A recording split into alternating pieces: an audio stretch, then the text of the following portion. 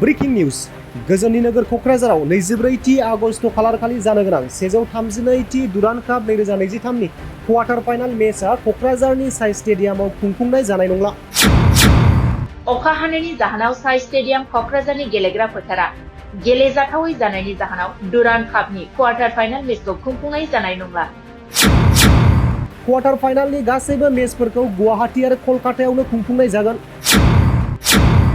Quarter फाइनालनि गासैबो मेचफोरखौ गुवाहाटी आरो कलकातायावनो खुंफुंनाय जागोन।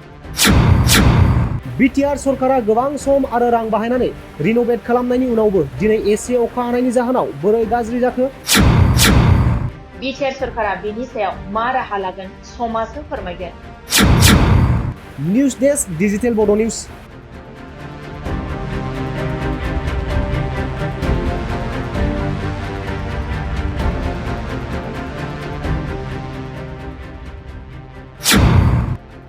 ब्रेकिं निउज गोजोननि नोगोर क'क्राझाराव 24 आगस्ट खालारखालि जानो गोनां 132 दुरान्ड काप 2023 नि क्वार्टार फाइनाल मेचआ क'क्राझारनि साइ स्टेडियामाव खुंफुंनाय जानाय नंला।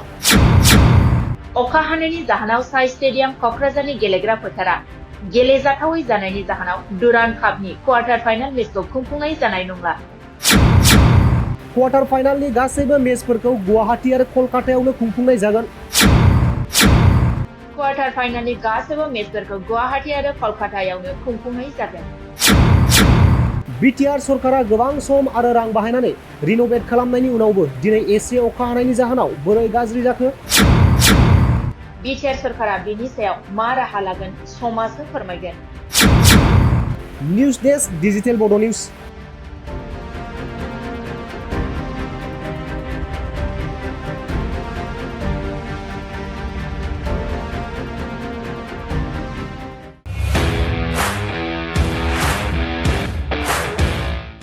इन्डिपेन्डेन्स डे स्पेशल अफार लाबोदों सेरफांगुरियाव थानाय फुंखा इन्टारप्राइज बाजाज श'रुमा।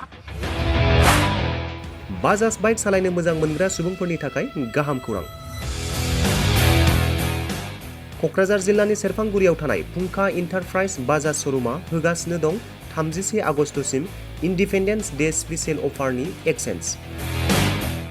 बाइक बायगिरि बिथांमोना इसेल' बिबांनि रां होग्रोनानै प्लेटिनानि मडेल, बाजाज सिटीनि मडेल आरो पालसार 125 नि गासैबो मडेलनि बाइकखौ आरसि आरो इन्सुरेन्स लाफानानै 10,999 रां बेसेनावनो ल'एस्ट डाउन पेमेन्ट होनानै बाइक लानो हागोन आरो 1,000 रां होग्रोनानै गोसो बायदि बाइकखौ आवग्रिनानै दोननो हागोन।